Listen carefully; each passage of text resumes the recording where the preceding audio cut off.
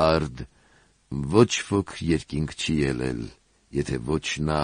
որ իջավ երկնքից, մարդու որդին, որ երկնքից էր։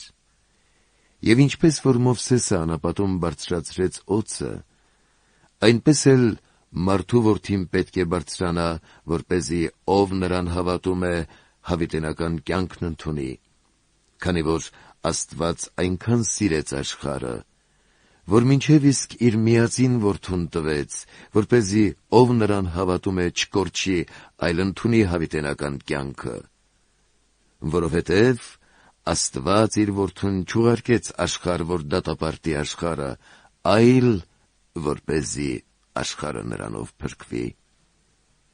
Ով նրան հավատում է, չպիտի դատապարտվի, եւ ով նրան չի հավատում, արդեն իսկ դատապարտված է, քանի որ Աստծու միածին որդու անվանը չհավատաց։ Եվ դատաստանը այսպես իսկ է, որ լույսը եկավ աշխարհ, սակայն մարդիկ խավարն ավելի սիրեցին, քան լույսը, որովհետև իրենց գործերը չար էին, որովհետև ով չարիք է գործում, ատում է լույսը, եւ չի գալիս դեպի լույսը, որպեսզի նրա գործերը իր երեսովը չտան։ Իսկ ով կատարում է այն, ինչ ճշմարիտ է, գալիս է դեպի լույսը, որպեսզի նրա գործերը հայտնի լինեն, թե Աստուծով կատարվեցին։